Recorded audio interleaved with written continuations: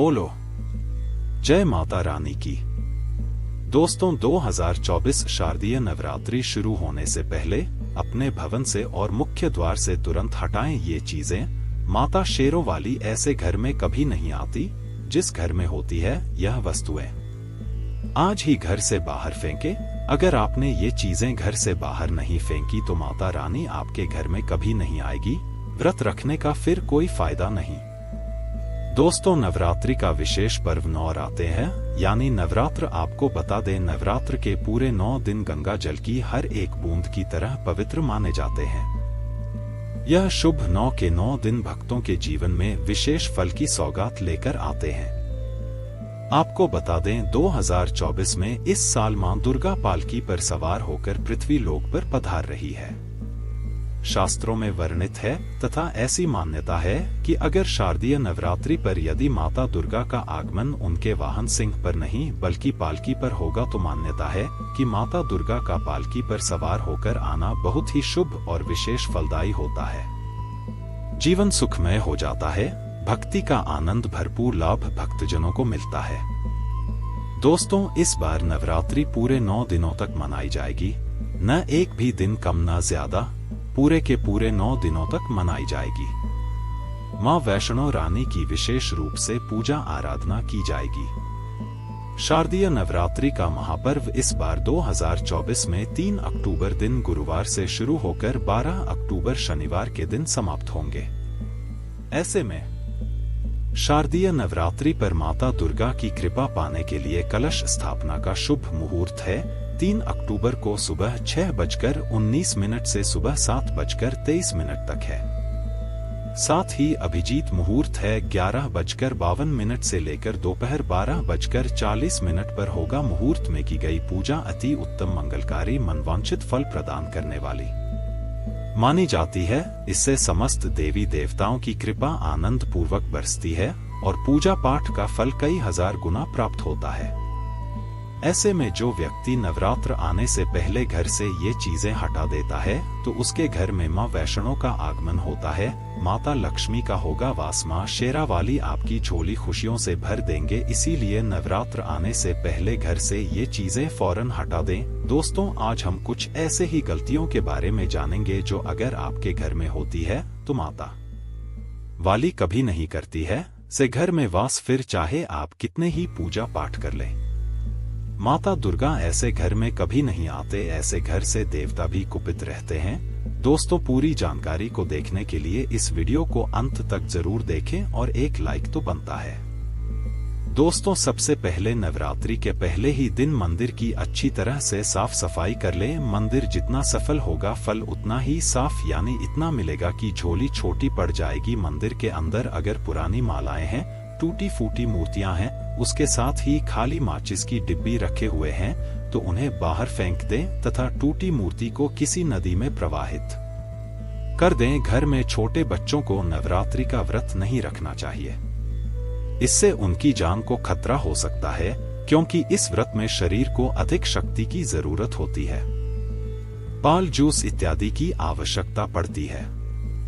बच्चे व्रत रखने में सक्षम नहीं होते। बच्चे यदि रख भी लेते हैं तो जाने अनजाने में व्रत को तोड़ देते हैं। बच्चे नादान होते हैं। माता शेरों वाली की तस्वीर अगर कांच के प्रेम की है और वह कांच हल्की सी भी अगर टूटी हुई हो तो ऐसी कांच को बदल वाले या ऐसी तस्वीर को जल में विसर्जित कर दें। टूटी मूर्ति की पूजा करने से, टूटी तस्वीर की पूजा करने से आपकी श्रद्धा, भक्ति, व्रत आदि सब टूट जाता है, आपका व्रत खंडित हो जाता है। वास्तु शास्त्र के अनुसार घर में सकारात्मक ऊर्जा बढ़ाने के लिए कई महत्वपूर्ण बातें बताई गई है। वास्तु के अनुसार घर की हर एक वस्तु नकारात्मक और सकारात्मक ऊर्जा का संचार करती है। अगर उन्हें सही स्थान पर न रखा जाए तो यह घर में नकारात्मकता फैलाती है, जिसका असर बुरी तरह से घर की आर्थिक स्थिति पर पड़ जाता है और घर में क्लेश पड़ता है। वहीं अगर उन्हें सही दिशा में और सही स्थान पर रखा जाए तो ये घर में सकारात्मक ऊर्जा फैलाते हैं और घर में सुख शांति बनी रहती है। दोस्तों, वास्तु के अनुसार घर का मुख्य द्वार सभी तरह के सुख, समृद्धि और वैभव का प्रवेश द्वार होता है, लेकिन अगर इसकी दिशा गलत हो या फिर कोई ऐसी चीजें इसके सामने रखी जाए तो नकारात्मकता फैलती है, तो इससे घर में क्लेश बीमारियां और दरिद्रता घर में प्रवेश करती है। इसी कारण वास्तुशास्त्र में घर के मुख्य द्वार को बहुत अधिक महत्व दिया गया है। वास्तु के अनुसार मुख्य द्वार के सामने कुछ ऐसी चीजें हैं जो कभी नहीं होनी चाहिए। ये चीजें अशुभ तो होती ही है, साथ ही साथ यह कई तरह की समस्याएं उत्पन्न करती है। इनका असर परिवार की महिलाओं पर, बड़े बुजुर्गों पर, घर के बालकों पर तथा ऐसे ही कई चीजें परिवार के हर एक सदस्य पर बुरा असर डालती है और उन्हें स्वास्थ्य के साथ ही आर्थिक समस्याओं का सामना भी करना पड़ता है। तो ऐसे में हम जानते हैं मुख्य द्वार के सामने वह कौन सी चीजें हैं जो होना बहुत ही अशुभ माना गया है। दोस्तों, नंबर 1, घर के सामने गंदे पानी का जमाव। वास्तु के अनुसार घर के मुख्य द्वार के सामने गंदे पानी का जमाव होना बड़ा ही अशुभ होता है। यह वास्तु दोष का कारण बनता है। साथ ही साथ इस गंदे पानी में कई हजार गुना बैक्टीरिया पनपते हैं जो परिवार के सदस्य को बीमार कर सकते हैं। गंदे पानी का जमाव होने से हैजा, पीलिया, डायरिया तथा कैंसर होने का खतरा बना रहता है। राहु दोष उत्पन्न हो जाते हैं, लक्ष्मी रुष्ट हो जाती हैं, शनिदेव क्रोधित हो जाते हैं। इसीलिए अगर घर के सामने कोई भी गंदा पानी जमा होता है तो उसे तुरंत हटा देना चाहिए, या जिस गड्ढे में गंदा पानी है उसे सीमेंट से भर देना चाहिए। वास्तु के अनुसार इसे उचित नहीं माना जाता, इससे धन नष्ट हो जाता है, गरीबी सर पर चढ़ जाती है। दोस्तों, नंबर 2, कांटेदार पौधे। कांटेदार पौधे कई लोग घर की शोभा बढ़ाने के लिए लगा लेते हैं, जो कि बहुत ही अशुभ माना जाता है। कांटेदार पौधों को शुभता का प्रतीक नहीं माना जाता। कांटेदार पौधे अगर घर के सामने लगे हो तो यह परिवार में चुभन का काम करते हैं, रिश्तों में चुभन पैदा हो जाती है। कांटेदार पौधे नकारात्मकता का कारण बनते हैं। घर के सामने या घर के बगल में कांटेदार पौधे कभी नहीं लगाने चाहिए। इससे माता लक्ष्मी प्रवेश नहीं करती है, बल्कि राहु केतु घर में प्रवेश कर जाते हैं। इससे घर में क्लेश बढ़ता है, परिवार में नफरत हो जाती है। इसीलिए कांटेदार पौधे तुरंत घर से हटा दें। जिस कांटेदार पौधे में फूल नहीं आता, पत्ते नहीं होते, उसका घर के आसपास होना भी घोर अनर्थ माना जाता है। कांटेदार पौधे को जितना जल्दी हो सके अपनी भलाई के लिए तुरंत हटा दें। कांटेदार पौधे लगाने से शत्रुओं की संख्या बढ़ी जाती है। दोस्तों, घर के मुख्य द्वार पर केवल खुशबूदार पौधे, तुलसी का पौधा, हरे, गुलाबी, लाल, पीले फूलों के पौधे लगाने चाहिए। इनकी सुगंध से माता लक्ष्मी आकर्षित होती है और घर में अपना वास बना लेती है। दोस्तों, नंबर 3, कूड़ादान। कूड़ा डालने में आसानी हो जाए इसीलिए कुछ लोग कूड़ेदान को मुख्य द्वार के सामने सटाकर रख देते हैं अथवा घर के सामने ही रख देते हैं, लेकिन वास्तुशास्त्र के अनुसार यह बहुत ही कष्टकारी होता है और धन की हानि का सूचक माना जाता है। इसीलिए ऐसा भूलकर भी ना करें। और दोस्तों, कूड़ेदान को उत्तर दिशा में नहीं रखना चाहिए। इस दिशा को देवी लक्ष्मी की दिशा माना गया है। साथ ही साथ मुख्य द्वार पर झाड़ू, पोछा, बाइस और आदि भी नहीं रखना चाहिए, बहुत ही अशुभ माना जाता है। दोस्तों, नंबर 4, बिजली का खंभा। कई घरों के सामने बिजली का खंभा होता है, लेकिन वास्तु के अनुसार यह परिवार के सदस्यों की उन्नति में बाधा होता है। मुख्य द्वार के सामने खंभा होना बहुत ही हानिकारक हो सकता है, इसीलिए मुख्य द्वार बनाते समय इस बात का ध्यान अवश्य रखें। दोस्तों, नंबर 5, पेड़। आधे घर के मुख्य द्वार के सामने घने पेड़ पौधे नहीं होने चाहिए, इससे वास्तु दोष उत्पन्न होता है। साथ ही साथ इससे सूर्य प्रकाश घर में प्रवेश नहीं कर पाता। प्रातः काल में घर के मुख्य द्वार से सूर्य प्रकाश घर में प्रवेश करता है तो यह स्वास्थ्य के दृष्टिकोण से भी अच्छा होता है। साथ ही घर में सुख, समृद्धि और शांति बनी रहती है। इसी कारण घर के मुख्य द्वार के सामने पेश होना शुभ नहीं माना जाता। पेड़ पौधे हमेशा घर के साइड में होने चाहिए, लेकिन सामने नहीं। दोस्तों, नंबर 6, बेल का ऊपर चढ़ना। घर के आगे से बेल का ऊपर चढ़ना बहुत ही अशुभ माना जाता है।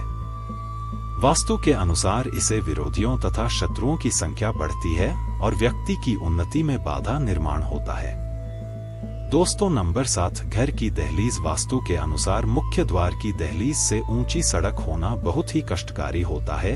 और दोस्तों, वहीं वास्तु के अनुसार जिन पौधों में से हमेशा दूध की तरह तरल पदार्थ निकलता रहता है तो उसे घर के मुख्य द्वार के सामने कभी नहीं लगाना चाहिए। मुख्य द्वार या फिर कोई भी घर के सामने कथा या कीचड़ नहीं होना चाहिए। यह शो कारक होता है। इससे शोक समाचार की प्राप्ति होती है। घर के मुख्य द्वार के सामने मंदिर भी बिल्कुल नहीं होना चाहिए। अगर घर के मुख्य द्वार के सामने मंदिर हो तो परेशानियां और संकट से घिरे रहेंगे। मुख्य द्वार के सामने सीढ़ी नहीं बनानी चाहिए, इससे तरक्की में बाधा का निर्माण होता है। बच्चों को पढ़ाई में सफलता नहीं मिल पाती। घर के मुख्य द्वार के ऊपर अन्य द्वार होना भी नुकसानदायक होता है, इससे धन का नाश होता है। घर के ऊपर पड़ रही छाया से भी छाया भेद होता है। हालांकि यह देखना होता है कि घर के ऊपर किसकी छाया पड़ रहे, किस दिशा से किस प्रकार की छाया होती है, उसी से लाभ या फिर नुकसान का पता चलता है। दोस्तों, नंबर 8, घर के मुख्य द्वार पर कभी भी माता लक्ष्मी की तस्वीर आपको बिल्कुल भी नहीं लगानी चाहिए। दोस्तों, माता लक्ष्मी की तस्वीर को हमेशा अपने घर के पूजा घर के अंदर स्थापित करना चाहिए, या फिर अलमारी के अंदर आपको माता लक्ष्मी और माता लक्ष्मी से जुड़ी सभी चीजें रखनी चाहिए, क्योंकि माता लक्ष्मी का स्थान हमेशा घर के अंदर ही माना जाता है, न कि उनका स्थान आपके द्वार पर। माता लक्ष्मी को कभी बाहर नहीं करना चाहिए। धन की देवी को हमेशा घर में स्थान दिया जाता है। कई लोग क्या करते हैं कि फैशन के तौर पर घर के द्वार पर ही माता लक्ष्मी की तस्वीर लगा देते हैं, तो ऐसे में माता लक्ष्मी द्वार से ही वापस चली जाती है और घर के अंदर कभी भी प्रवेश नहीं करती। आपको इस बात का जरूर ध्यान रखना चाहिए।